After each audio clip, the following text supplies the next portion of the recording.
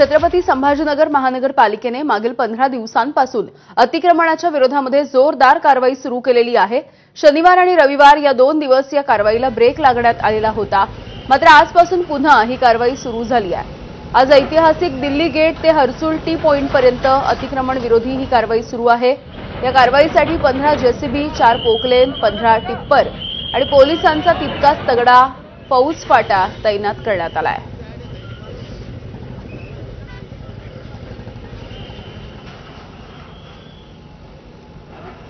तर छत्रपती संभाजीनगर मधली अतिक्रमण विरोधी कारवाईच्या संदर्भातली ही दृश्य आपण बघतोय। गेल्या 2 दिवस या कारवाईला काहीसा ब्रेक लागलेला होता शनिवार रविवार असल्यामुळे, मात्र आज पुन्हा एकदा सकाळ उजाडल्यापासून ही कारवाई पुन्हा एकदा सुरू झालेली आहे।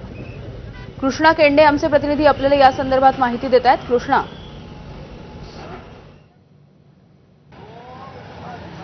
आता मी छत्रपती संभाजीनगरच्या दिल्ली गेट परिसरामध्ये आहे। इथे पोलिसांचा मोठा बंदोबस्त आहे।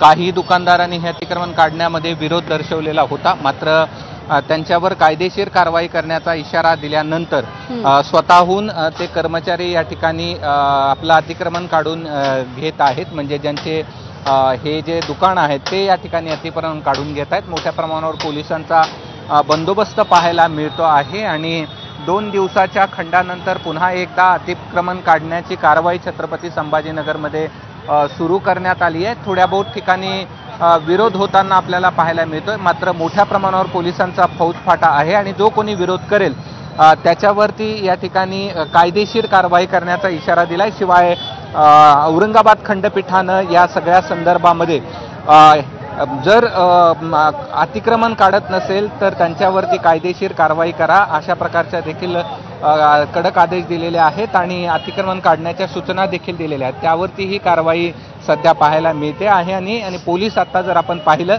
तर जो जमाव या ठिकाणी जमलेला आहे त्या जमावाला या ठिकाणी पांगवण्यासाठीचा प्रयत्न या ठिकाणी करत आहेत आणि त्यांना सूचना करत आहेत की आपण यातला जो परिसर आहे तो रिकामा या ठिकाणी करावा।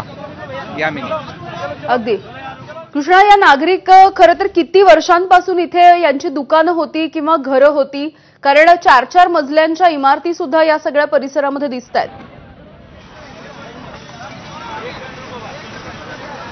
नाही, ही सगळी गुंठेवारी आहे आणि ज्या ठिकाणची काही कागदपत्र त्यांच्याकडे नाहीयेत, शिवाय ज्यांची घरं या रस्त्यामध्ये येणार आहेत आणि जी अधिकृत आहेत त्यांना TDR देणार असल्याचं महानगरपालिकेनं या ठिकाणी सांगितलेलं आहे।